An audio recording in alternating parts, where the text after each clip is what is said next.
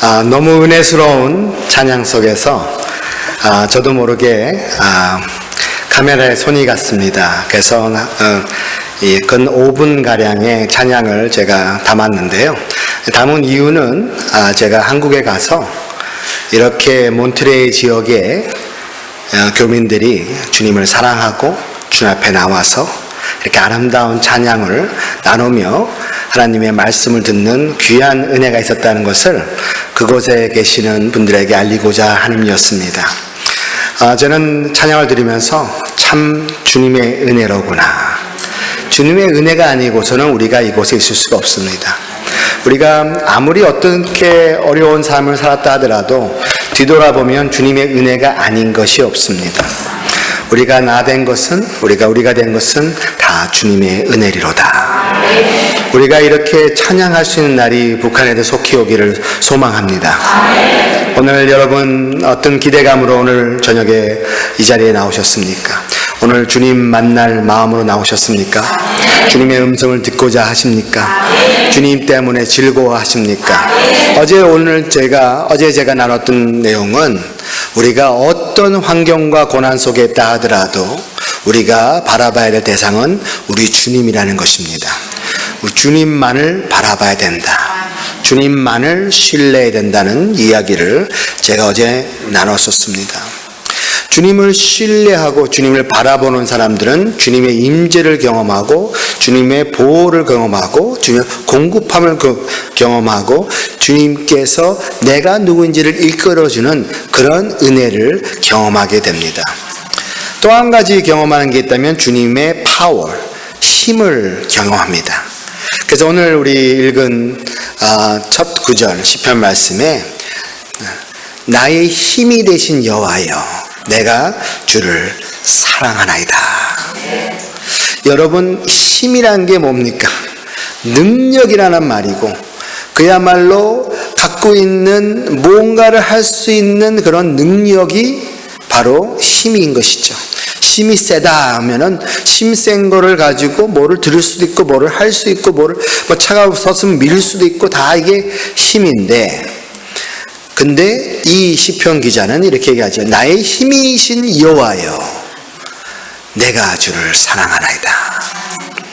그러니까 지금 이 짧은 한 구절에서 우리가 내가 주를 사랑하나이다. 내가 누가 합니까? 내가. 그 다음에 누구를? 주님을. 누가 주님이십니까? 여호와를. 그는 그가 누구인지 또 주님이 누구인지를 분명히 알고 있습니다. 어떠한 주님이십니까? 나의 힘이신 여호와여. 나의 능력자이시고 나를 인도하시고 나를 오늘도 보호하시고 나와 동행하시고 내가 모든 것을 의탁해도 될 만한 분이 그 여호와다. 그러한 이 짧은 단 한 구절에 그 뜻이 다 담겨져 있다고 저는 믿습니다. 여러분 우리가 살다 보면 인생에 어려움이 겪을 때도 있고 힘이 들 때도 있고 어려움이 있을 때마다 우리가 주님 앞에 간구할 때 여호와께서 역사하시고 너에게 힘이 되어주시고 우리의 능력자 되어주신 성장이 있게 되면 두려울 게 없습니다. 뭐 다른 데 쳐다볼 것도 없고요. 왜? 주님이 나와 함께 하시고 그 주님이 나의 능력자 되시고 보호자 되시고 나의 반석 되시고 나의 힘이 되시는데 내가 도대체 무엇을 두려워하리요? 제가 한 번은 이제 농사를 짓고 있었습니다. 제가 농사라는 것을 해본 적이 있어야죠. 그래가지고 제가 그냥 열심히 농사를 짓고 있었습니다. 근데 처음에는 밭농사를 하는데 콩밭에 가서 콩을 심어야 됩니다. 그래서 그냥 콩 심으면 콩 나고 팥 심으면 팥 나고 이렇게 생각하면서 계속 콩 다 심다 보니까 농사를 짓는데 잘 못하잖아요, 처음에는. 근데 제가 짓는 농사하는 땅은 이렇게 돌밭이 있는데 이렇게 개간을 한 곳이었습니다. 그러자 그 교화소 소장님이 지나가다가 보더니 저를 딱 스쳐보고 하던 말이 당신 농사 처음 해봤나? 그러더라고요. 제가 처음 해봤죠. 그랬더니 농사 안 짓고 어떻게 먹고 살았나? 그러더라고요. 그래서 농사는 농부가 짓고요, 어부는 고기를 잡고요, 저는 수포에 가서 삽니다. 이렇게 얘기를 했습니다. 아, 그러면 어떻게 밥 먹고 살았나? 그래가지고 제가 말로 먹고 살았습니다. 그랬습니다. 왜? 저 선교사니까. 했더니, 그럼 말만 하면 쌀이 나오나? 그러더라고요. 이렇게 얘기를 해서, 제가 그랬으면 농사라는 것은 좀 하늘이 좀 도와줘야 되는 거 아닙니까? 그랬어요.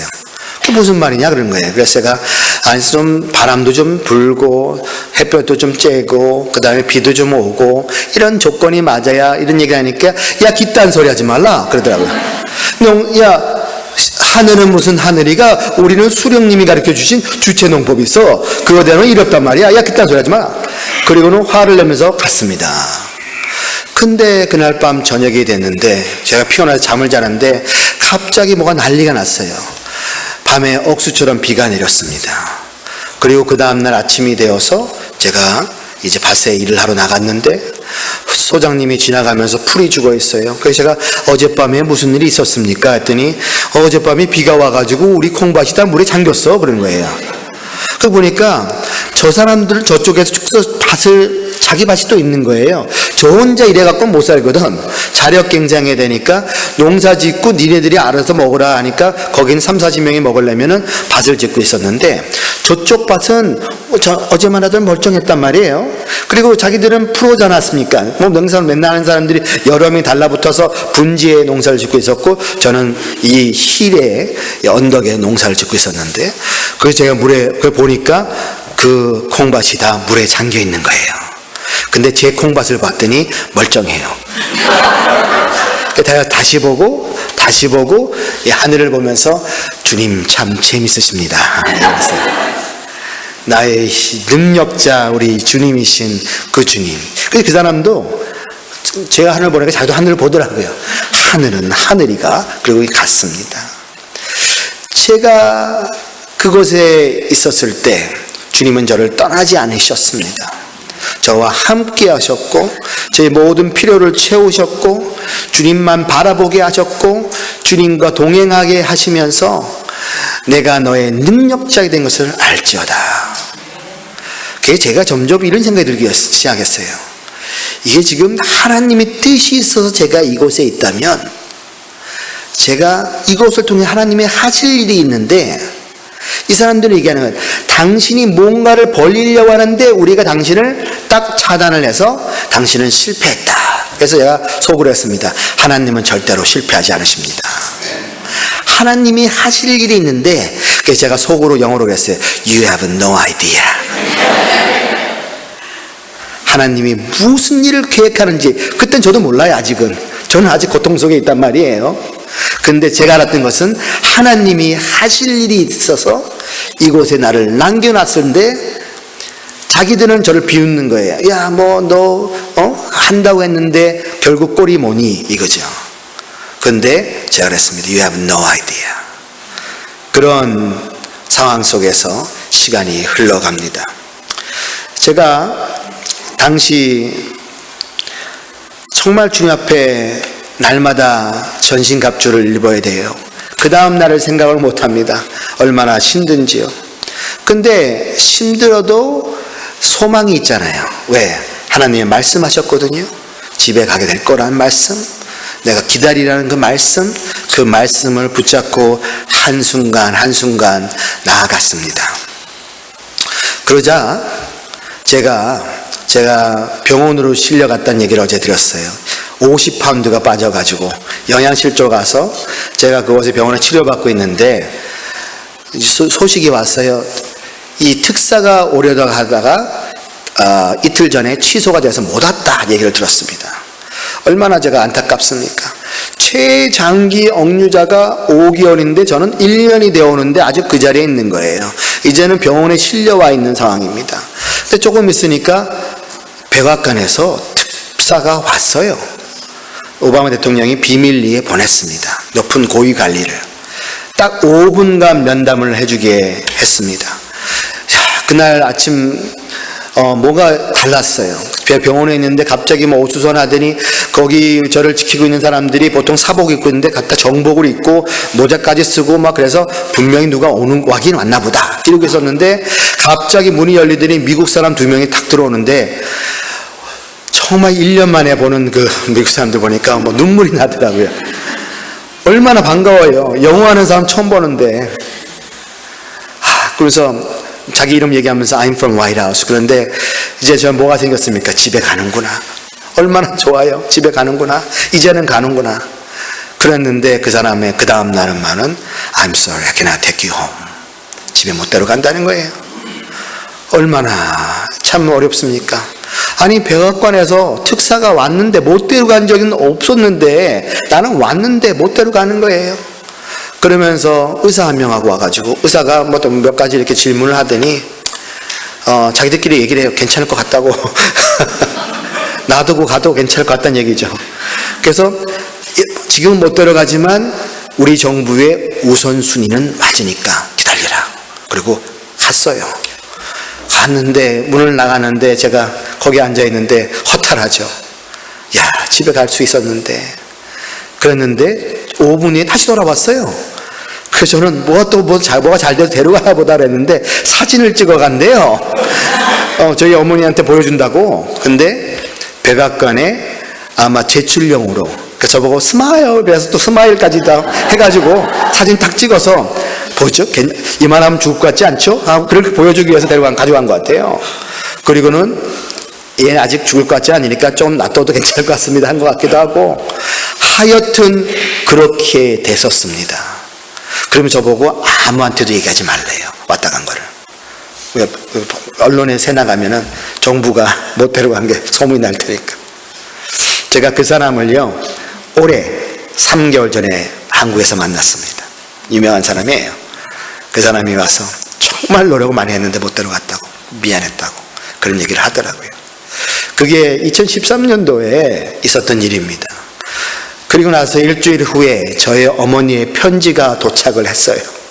저희 어머니가 뭐라고 써주셨냐면은 이제는 다니엘의 새 친구의 믿음이 필요할 때 같다.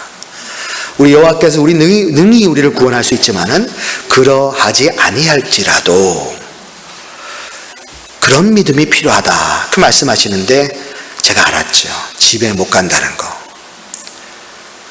참 제가 몇 달 전부터 사실 물어보고 싶은 질문이 하나 있었습니다. 주님한테. 그것은 뭐였냐면 주님 제가 여기 남기를 원하십니까? 주님의 뜻이 제가 이곳에 있는 것입니까? 근데 차마 물어볼 수가 없는 거예요. 왜 그렇게 대답하실까 봐. 네. 대답하면 어떻게 해요? 그렇죠? 그러면 있어야 되잖아요. 예. 그 대답을 듣고 싶지 않으니까 저는 못 물어본 거죠. 그러다가 몇 주를 끙끙 앓다가 3주 후에 제가 병원 침대 위에 무릎을 꿇고 기도했습니다. 주님 제 마음 아시죠? 저 집에 가고 싶습니다.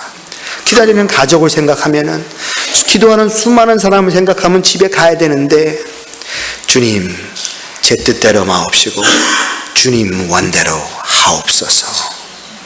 집에 갈 권리를 주님 앞에 내려놓겠습니다. 저를 사용하여 주시옵소서. 참 어려운 기도였습니다. 제가 2005년도에는 배 위에서 저를 사용해 달라고 기도하고 2010년에는 라진의 호텔 뜰에서 저를 사용해 달라고 기도하고 2013년도에는 딱 이맘때쯤 됩니다. 제가 무릎을 꿇고 저를 사용해 달라고 기도했습니다. 그러자 주님이 이렇게 물으세요. 얘야, 네가 나를 사랑하느냐? 근데 영어로 물으셔서 Do you love me more than these? 이 these에는 너의 아내보다, 너의 자식보다, 너의 사역보다, 네가 살아왔던 그 모든 것보다도 나를 더 사랑하니가 포함되어 있는 것처럼 느껴졌습니다. 제가 이 중국에 있으면서 제가 교육시키고 훈련시켰던 제자들이 수백 명이 있습니다. 제자가 되는 법이 무엇인지 가르치기도 많이 했습니다. 근데 그때서야 제가 비로소 알게 되었어요. 예수님의 제자로 사는 삶이란 그 무엇보다도 더 주님을 사랑해야 된다는 것입니다. 그래서 우리 자신을 부인하고 십자가를 지지 않고는, 능히 나를 따르지 않고는 내가 나의 제자가 될 수 없다는 말이 바로 이 말이었구나. 우리 삶 속에 주님보다 더 사랑하는 것이 있다면 그 사람은 제자가 될 수 없구나. 예수님 시대에 수많은 사람들이 주님을 따라다녔습니다. 기적을 보았습니다. 설교를 들었습니다. 놀라운 회복의 역사들이 있었을 거라고 저는 믿습니다. 하지만 수많은 사람들 중에 제자는 몇 되지 않았었습니다. 신자는 많았습니다. 제자는 드물었습니다. 그런데 세계 역사를 보면 한 사람의 제자가 세상을 바꾸더라는 것입니다. 주님이 저한테 물으셨을 때 제가 제자 훈련 학교를 인도하는 사람으로서 그곳에 갔을 때는 네가 나를 사랑하니라는 것을 먼저 물으셨어요. 예, 사랑합니다. 참 그 대답을 하나님이 듣고 싶었던 것 같아요. 우리 한국 사람들은요, 이 I love you라는 표현을 잘 못하죠. 한국에서 이민 왔는데도 잘 못해요, 그거를. 그래가지고 우리는 사랑을 그 말이 아닌 행동으로 표현을 잘 하잖아요. 아니면 말로 하면 아이들한테 사랑의 표현이 I love you가 아니라 밥 먹었니? 이거죠. 예. 그리고 밥 먹었니? 뭐 이 정도, 뭐 건강은 뭐 이런 거 물어보시는데 저희 어머니는 저 만날 때마다 밥 먹었니? 안 물어보시고 살 좀 빼라 그러시더라고요. 살 빼라, 야. 그게 사랑의 표현입니다. 내가 나를 사랑하느냐? 라고 주님이 저한테 물으셨을 때 제가 성경의 이 장면을 생각나게 하셨죠. 여러분, 이 누구한테 아까 우리 두 번째 우리 요한복음 15장을 다시 한번 띄워주시겠습니까? 네, 요한복음 21장 15절. 이 예수님께서 이 제자들한테 찾아가셨습니다. 이 제자들이 어떤 일을 벌였는지를 다시 한번 살펴본다면 제자들이 예수님과 마지막 그 만찬을 하면서 유월절 그걸 보내시면서 예수님이 다 얘기를 했어요. 그랬는데 특별히 베드로한테도 그랬잖아요. 그랬더니 베드로가 뭐라 그래요? 다 떠나더라도 자기는 안 떠나겠다고. 죽으면 죽을지언정. 아주 그렇게 아주 담대하게. 왜? 그렇게 얘기를 했어요. 그러니까 주님이 뭐라 그래요? 얘야, 새벽 닭이 울기 전에 네가 3번 나를 부인하리라. 그랬는데 그는 그렇게 생각하지 않았죠. 결국은 본인이 그렇게 3번을 부인했었습니다. 그러면서 떠나갈 때 대성통곡을 하고 울면서 떠나갔다.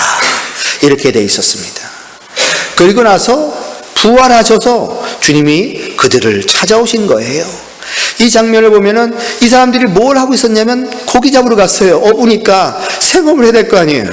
그러니까 자기들이 아는 거 하느라고 가서 다시 고기 잡으러 갔는데 그들에게 예수님이 찾아오셔서 조반을 만들어 주시고 조반 먹는 그런 과정이, 그런 상황이 나옵니다. 그때 아마 제자들이 예수님인 걸 알면서도 참 착잡했었을 것 같아요. 부활하신 주님을 만난 건 좋지만 얼마나 이제 꾸중들을 생각만 남았잖아요. 그렇죠? 다 도망가고, 하나는 부인하고, 하나는 배반하고, 하나는 가서 의심하고, 뭐 이러한 제자들. 그런데 주님께서 침묵을 깨시고 예수께서 시몬의 아들, 저기 요한의 아들 베드로, 시몬아, 이렇게 해서 내가 이 사람보다 나를 더 사랑하느냐고 되어 있지만, 사람이라고 되어 있지만 이 모든 것이라고 표현할 수도 있습니다. 네가 잡은 고기보다 네가 지금 살고 있는 것 무엇보다, 네가 사랑하는 그 모든 사람들보다 나를 더 사랑하냐고 물으셨습니다. 이때 예수님께서 물으셨을 때, 예수님께서는 이제 그 헬라어 단어를 아가페라는 단어를 써서 거기에 말씀이 나옵니다. 그 얘기는 뭐냐면 하나님의 사랑, 완전한 사랑, 100%의 사랑을 이야기하는 거겠죠. 예수님께서는 네가 나를 온전히 100% 사랑하느냐고 물으시는 거예요, 지금. 그러자 이 베드로가 뭐라고 하냐면은, 주여, 주께서 제가 주를 사랑하는지를 주께서 아시나이다. 그런데 그가 사랑하는 줄 하고 쓴 말은 아가페라고 쓰지 않고 필레오라는 말을 썼습니다. 그러니까 brotherly love, 사람의 사랑. 결국은 완전하지 못한 사랑. 퍼센테이지를 따진다면 60%나 될까요? 그러니까 100%의 사랑으로 온전히 사랑하니 하니까 그가 내가 죽음을 죽을지언정 주님을 떠나지 않겠습니다 하던 그가 겸손해져서, 아니요 주님, 사람이 할 수 있는 그 사랑으로 사랑합니다. 이 베드로가 주님을 사랑하지 않았던 게 아닙니다. 주님을 사랑했고 주님 옆에 있었고 주님의 모든 것을 보았던 사람이었습니다. 그런데 그가 이제는 주님께서 내가 너를 사랑한 것처럼 너희도 서로 사랑하라 했을 때 그 사랑을 그가 주님한테 하지 못하는 것을 그가 알고 있었더라는 것이죠.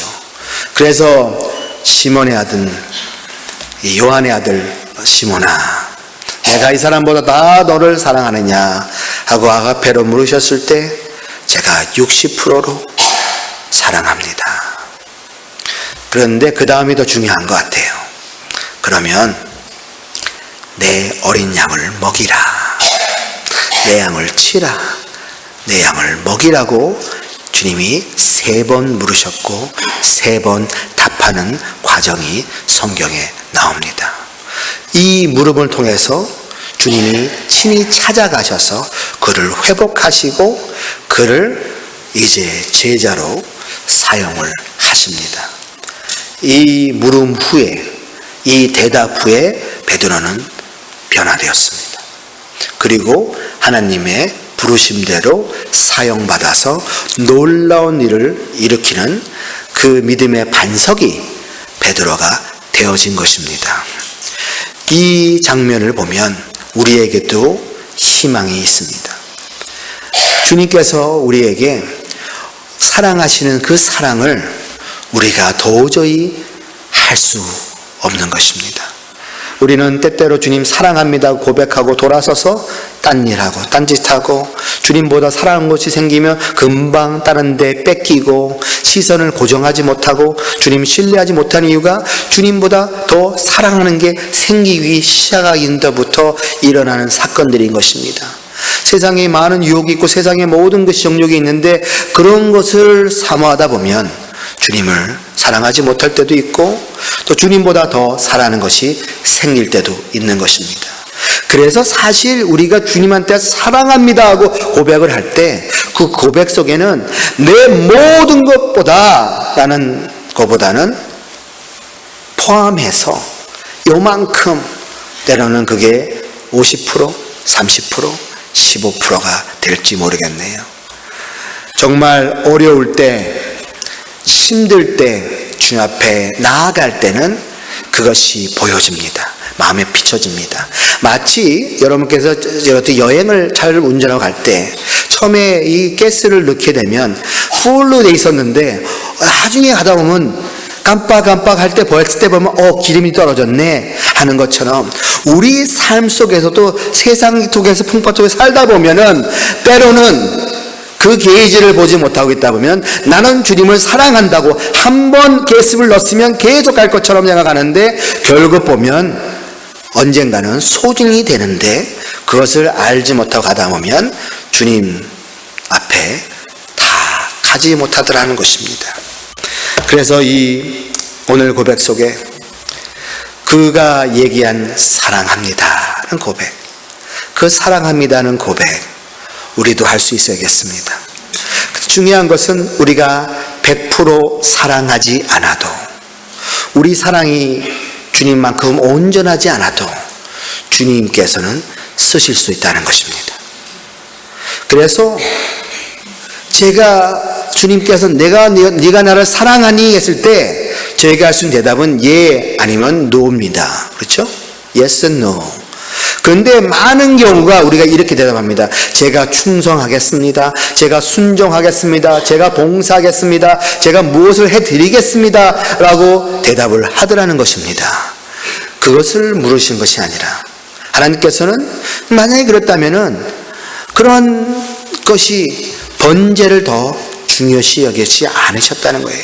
상한 마음으로 하나님 앞에 나아가는, 진심으로 나아가는 그 마음, 그것을 보시더라는 것입니다.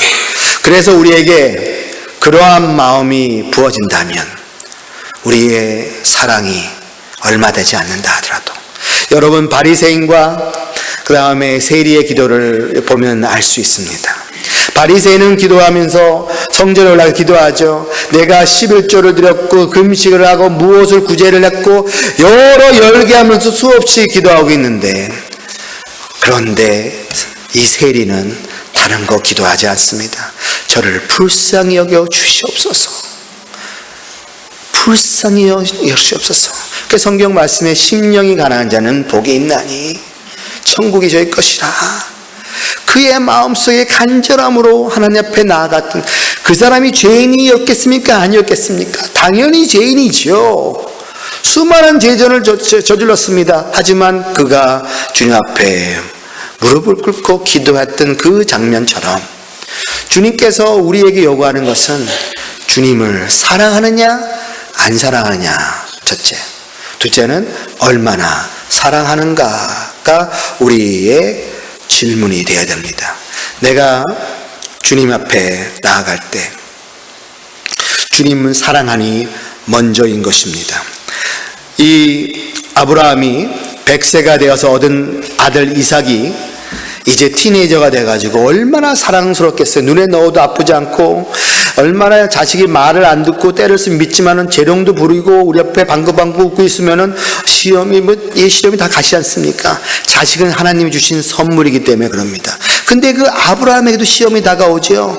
그의 아들 이삭을 번제로 드리라고 하나님 명령에 그는 순종합니다. 그가 즉각 순종해서 그 다음날 바로 아들과 떠나고 종들을 데려가다가 종들 보고 너희들은 여기 기다리라. 그리고는 둘이 올라가시오.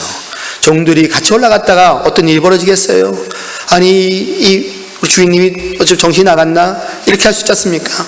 근데 그거를 못하게 막을 수도 있는데 내려놓고 둘이 올라가서 그를 정말로 번제로 드리려고 아들을 잡으려고 하는 그 모습에서 하나님께서 그러죠. 아브라함아 그들의 손대지 말라. 이렇게 하면서 그 약속을 이루셨습니다. 이 아들이 죽어도 하나님이 이 아들을 통해서 그 약속을 이루겠다는 믿음이 있었다는 것. 그리고 무엇보다도 그 하나님과 친구 되었던 사람이다. 그렇기 때문에 그 약속을 지키려는 믿음, 성품을 아는 신뢰했고 그가 하나님을 사랑했기 때문에 이렇게 행동할 수 있었지 않았는가. 그래서 우리 삶 속에 고통과 시험 속에서도, 우리가 어려움 속에서도 주님은 저희에게 이렇게 물으십니다. 저희에게 무엇을 해라. 너는 이걸 통해서 나를 뭐를 하라가 아니라 네가 나를 사랑하느냐고 물으셨습니다. 제가 2013년도에 그 기도를 했을 때 주님이 네가 나를 사랑하니? 그때 제가 예 하고 대답을 하니까 그러면 내 양을 먹이라, 내 어린 양을 치라고 말씀하십니다. 제 주위에 30-40명이 넘는 사람들이 있는데 저를 억압하고 저를 착취하고 저를 감시하는 사람밖에 못 봤지, 저는 매일같이 기도했었습니다. 저를 집에 보내달라고. 제가 원래 그랬죠. 제가 달력을 만들었었다고. 매주마다 매달마다 달력을 발려서 이번 달에 가겠나 다음 달에 가겠나 그러고 있었는데, 그럴 때는 그들이 다르게 보이지 않았었어요. 근데 이제 저를 사용해달라고 기도한 후에는 주님이 저한테 그들을 주님의 시야로 보게 하시더라는 것입니다. 그래서 하시는 말씀이 너는 이곳에 죄수로 와 있는 것이 아니라 나의 아들로 와 있다. 너는 나의 선교사인 것을 알지어다. 그 제 주위에 3, 40명이 넘는 사람들이 주님이 찾으시는 잃어버린 어린 양이라는 거예요. 그들에게 네가 목자가 되어주라, 이렇게 말씀하시는 것입니다. 제가 그래서 주님 여기가 교화소고 그런데 어떻게 이것이 가능합니까? 저는 못할 것 같은데 주님 저를 사용하여 주시옵소서, 길을 열어달라고 기도하기 시작했습니다. 그래서 그러자 제가 save me, 살려달라고 기도했을 때는 열려지지 않던 문이 use me, 나를, 그 다음부터는 문이 열리기 시작하는 거예요.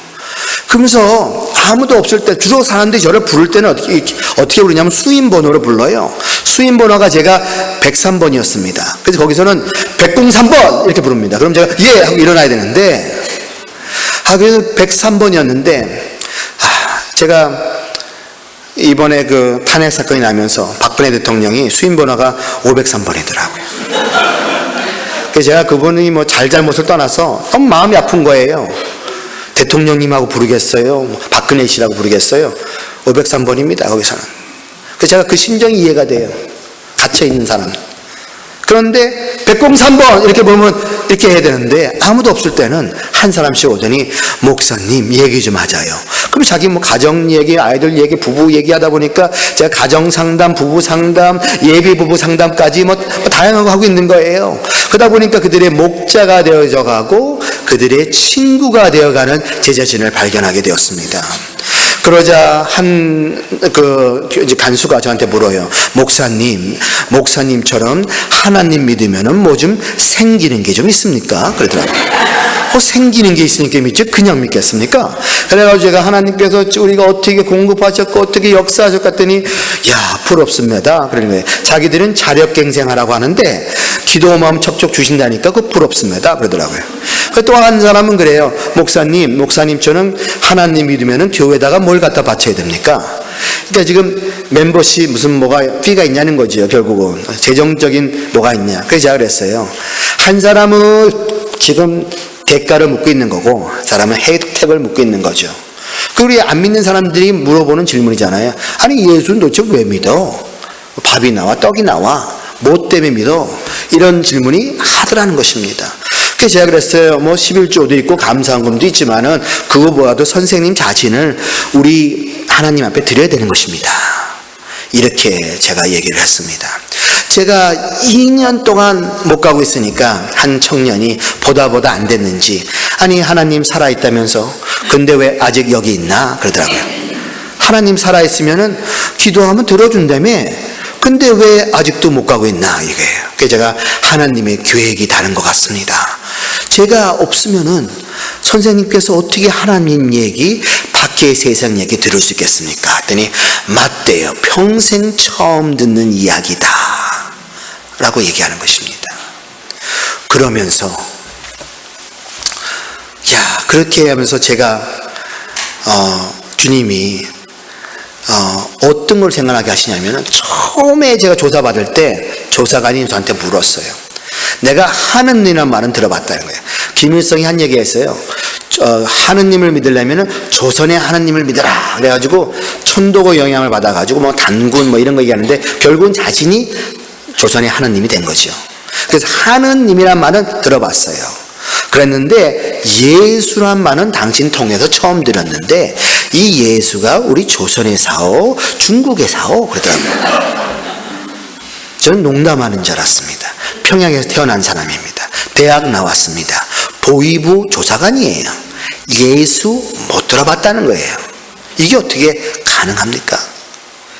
동방의 예루살렘이었던 평양에서 태어난 사람이 30몇 년 살면서 한 번도 예수라는 이름 자체를 들어볼 수 없는 것이 북한이에요. 이거는 기가 막힌 일입니다. 민족의 비극입니다. 가장 많은 교회가 있고 가장 많은 성도가 있었던 가는 데마다 예배가 울려 퍼졌던 평양에서 예수의 이름이 사라진 것. 그런데 제가 어떻게 할 수 있겠나요? 제가 말로 복음을 전할 수는 없어요. 제가 오기 전에 알지도 못했고 제가 집에 빨리 가버리면 이 사람들이 알 길도 없는데 말로 전할 수는 없는데 하나님 어떻게 해야 됩니까? 했으니 한 예화를 생각하게 하시는 거예요. 이거는 한 선교사님이 미국에서 인도로 선교를 갔는데 인도의 소수민족 부락에 사역을 하시는데 그쪽 지역 방언이 너무 어렵더래요. 그래가지고 3년 5년 있어도 말을 제대로 못 배우니까 복음을 제대로 못 전했습니다. 7년 10년까지 기다리다가 파송교회에서 안 되겠다고 돌아오라고 실패한 선교사로 돌아갔습니다. 그리고 그 사람 자리에 또 다른 젊은 선교사를 보냈는데 이 선교사님은 언어에 특출한 재능이 있어가지고 3년 만에 말을 자유롭게 할 수 있어서 자신이 생겨서 모든 부락 사람들을 처음으로 불러 모아가지고 복음을 전한 것이죠. 그리고는 예수 믿을 사람 손 들어보세요 했더니 다 손을 들더라는 것입니다. 이 사람이 내가 말이 짧아가지고 실수했나 보다 해서 다시 한번 설교를 하고 이제는 이해되셨죠? 예수 믿을 사람만 손 들어보세요 했더니 또 모든 사람이 손을 드는 거예요. 그래서 이분이 이거 내가 이제 화가 나기 시작한 거예요. 그래가지고 이제 이 사람이 예수를 알기를 알고 손을 드십니까? 하니까 이분이 하시는 말씀, 여기 촌장님이 하시는 말씀이 손을 들어서 예수님께서 우리랑 10년간 사셨었습니다.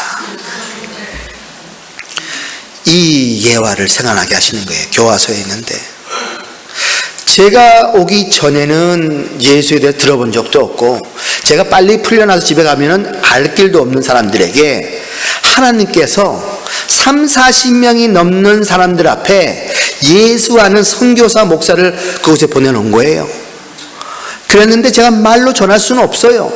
말로 전했다가 덜컥 믿어버리면은 그 사람 잡아가고 그 사람 부모 잡아가고 그 사람 자녀 잡아갑니다. 3대를 멸족하게 돼 있어요. 그래서 제가 말로 전할 수가 없어요.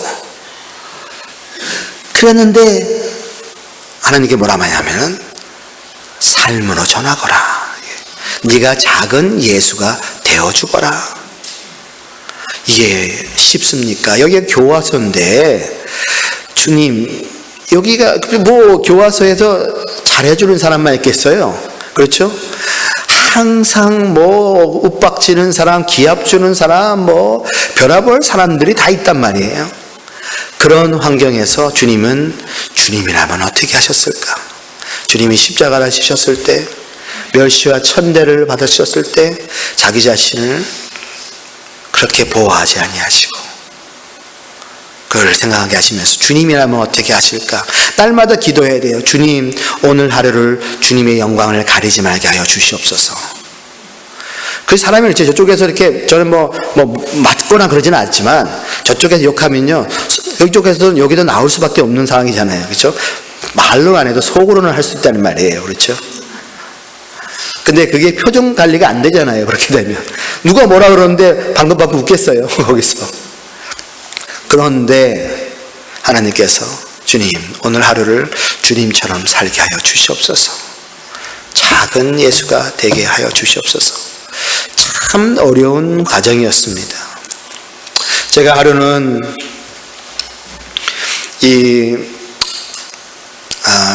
겨울철에 톱탄 재가 나오면요 덩어리가 이렇게 나오는데 그거를 곡괭이 자리로 다 부셔야 돼요. 그래서 그거를 이제 가루로 만들어서 이제 거기는 비료가 없기 때문에 밭에다 뿌립니다. 비료 대용으로.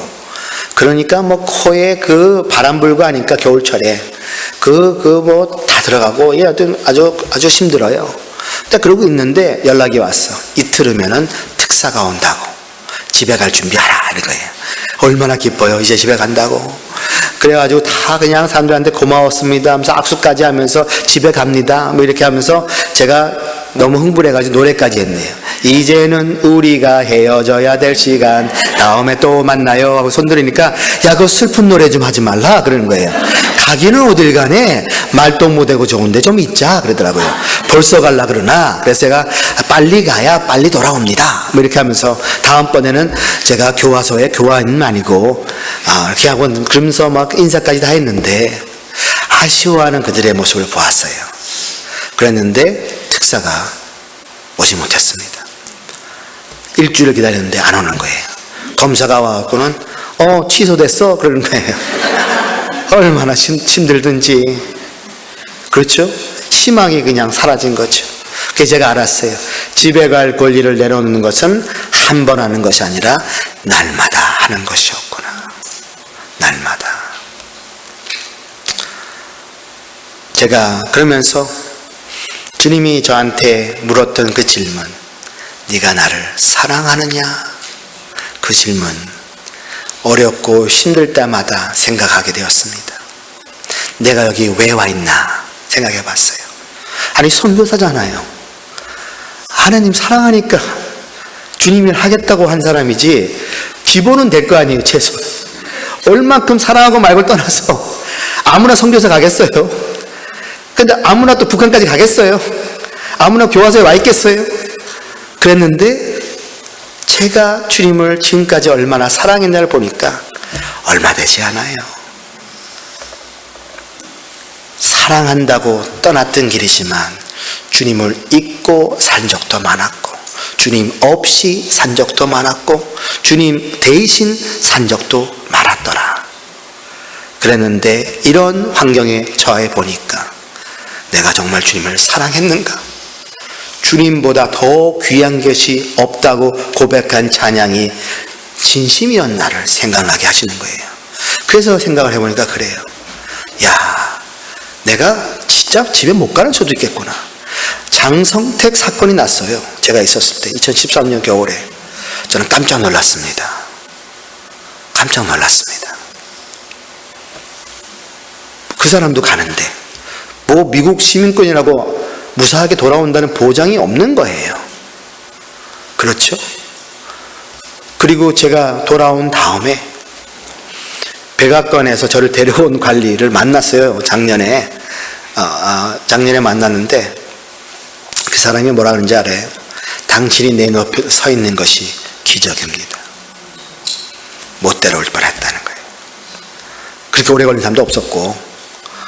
그랬는데 지난 5월 달에 오토 원비어가 돌아왔어요. 저는 그 가족하고 통화도 해봤어요.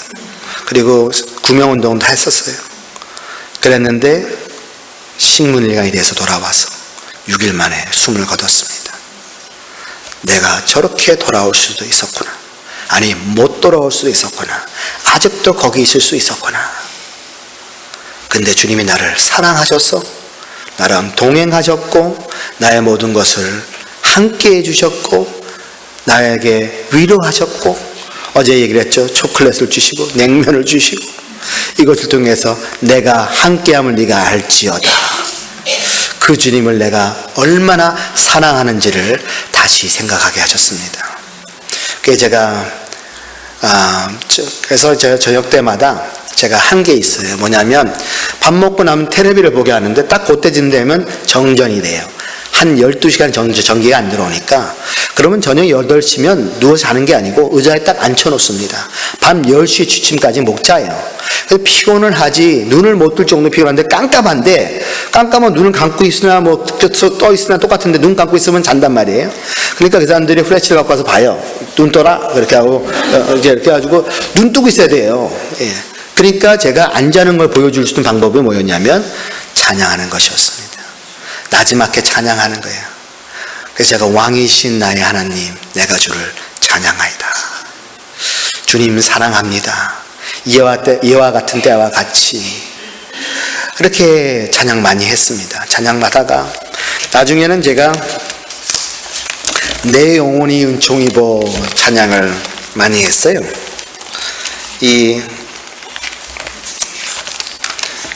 내 영혼이 은총 입어 중한재진 벗고 보니 슬픔 많은 이 세상도 천국으로 화하도다. 할렐루야 찬양하세. 내 모든 죄 사함 받고 주 예수와 동행하니 그 어디나 하늘나라. 주님께서 내가 너와 함께 한다고 하시니까, 그가 나와 동행하니까 이 어디나 하늘나라구나. 주의 얼굴 뵙기 전에 멀리 뵈던 하늘나라 내 마음속에 이루어지니 날로 가깝도다. 높은 산이 거친 들이 초막이나 궁궐이나 내 주 예수 모신 곳이 그 어디나 하늘나라. 제가 초막이나 궁궐이나 대신에 감옥이나 병원이나 내주 예수 모신 곳이 그 어디나 하늘나라고 바꿔서 잘 불렀습니다. 이 사람들이 안 보는 것 같지만 다 보고 있고요, 안 듣는 것 같지만 다 듣고 있어요. 나지막히 찬양을 해도요, 교화서 전체로 다 퍼져나갑니다. 그 사람이 다 들으면서 자기들끼리 참 우성우성 그래요. 그러면 저한테 와서 당신 참 이상한 사람이야 그래요. 왜 그렇습니까 했더니, 우리가 간수고 당신이 죄수인데 말이야, 왜 당신이 더 행복해 보이나 그런 거예요. 당신이 갖고 있는 소망과 그 기쁨은 도대체 어디서 나오나 그래요. 제가 그래서 하나님으로부터 나옵니다. 그 사람들 표현을 하면, 당신이 그 집에 갈 건 그렇지 못하는데 그 담력과 배짱은 무슨 배짱으로 지금 이런 얘기 하나, 이렇게 하는 이런 찬송을 노래를 할 수 있냐는 거예요. 내주 예수 모신 곳이 감옥이나 병원이나 그 어디나 하늘나라. 제가 찬양한 이유가 있습니다. 저에게는 날마다 주님께 드리는 제 마음의 표현이죠. 주님 사랑합니다. 나의 힘이신 여호와여, 내가 주를 사랑하나이다. 그거를 찬양으로 표현하면서 주님 만나는 시간을 주님이 허락해 주셔서, 가장 값진 시간, 가장 힘들잖아요. 진짜 어둠이에요. 깜깜하잖아요. 빛도 하나 없는 어둠에서 하는 그 찬양을 주님이 받으시더라. 저를 위로하셨습니다. 그래서 오늘 제가 아까 성가대가 정말 하나님 앞에서 기쁨의 찬양, 내가 나 된 것이, 이 모든 것이 주의 은혜로다 찬양하는데 얼마나 은혜가 됐는지요. 제가 그때 그곳에서 있으면서 나중에 집에 돌아왔을 때 제가 사람들한테 그랬어요. 가족들한테, 내가 집에 온 것은 너무 기쁜데 그 사람들 생각하니까 너무 마음이 아프다, 슬프다는 거예요. 목자가 양들을 버려놓고 온 것 같아요. 30-40명이 넘는 사람들하고 날마다 살면서 얘기하고 했던 그것이 생각나기 시작하는 거예요. 그렇다고 제가 나 대신 누가 좀 거기 좀 갈래요 할 수 없잖아요. 교화서를 누굴 보내겠어요?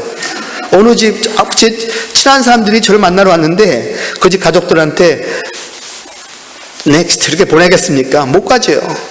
그렇게 할 수 없죠. 그랬는데 3달 후에 캐나다의 이면수 목사님이 붙잡히셨어요.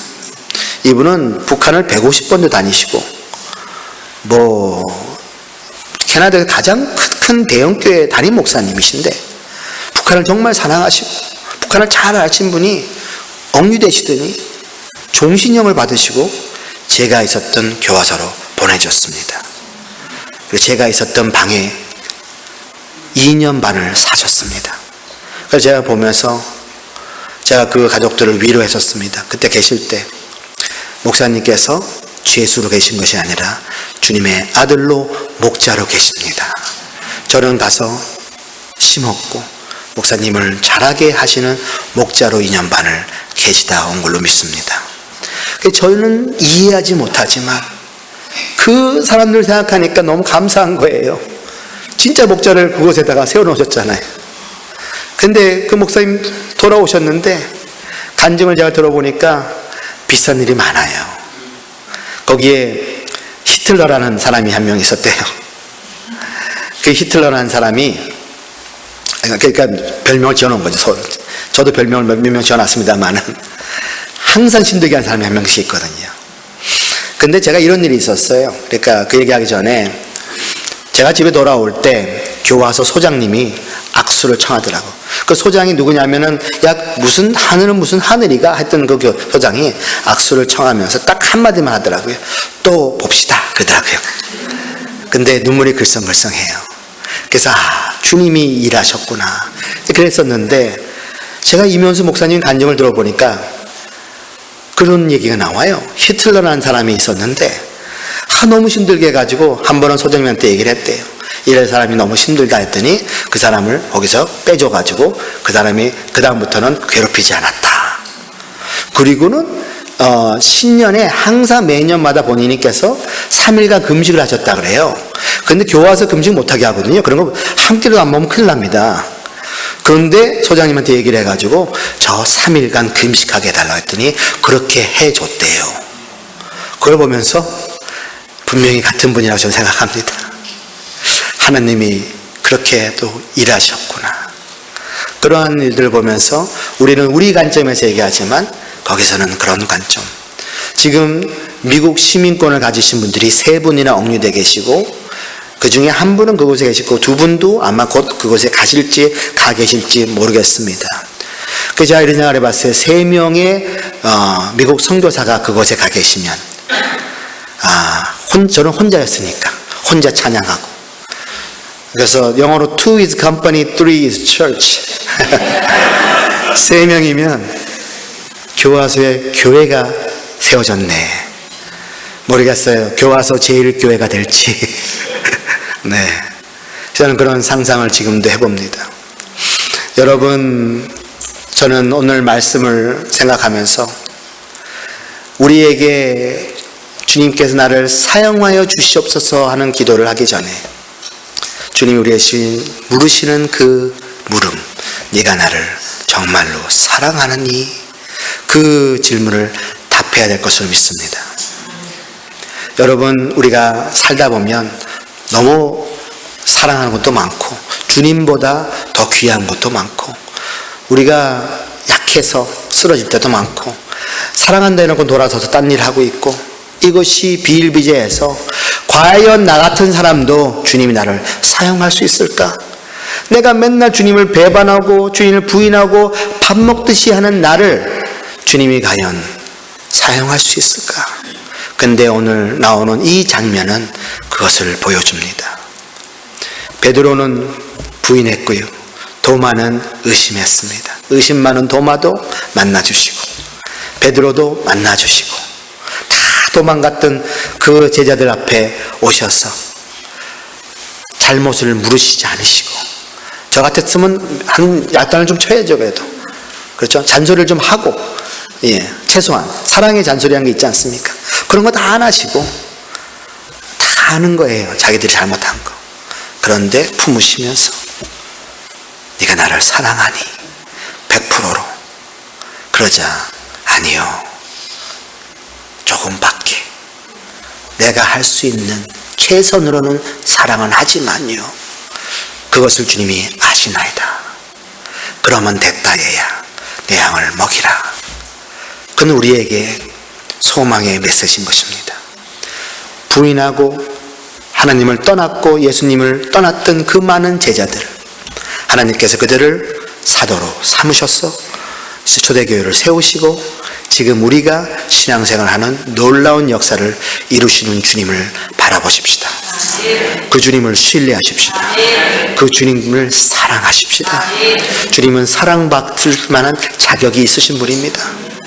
주님이 하신 일만 생각해봐도 눈물이 날 수밖에 없는데, 그런데 나 자신을 보면 연약해진 자신을 주님이 보시면서 아니 너는 존귀한 자라니까, 네가 가지고 있는 그 사랑 10% 15%밖에 안 돼도 그거 내가 사용할게. 너는 나를 바라보라, 나를 신뢰하라, 나를 사랑하거라 얘야. 그 주님의 음성을 들으시기 바랍니다.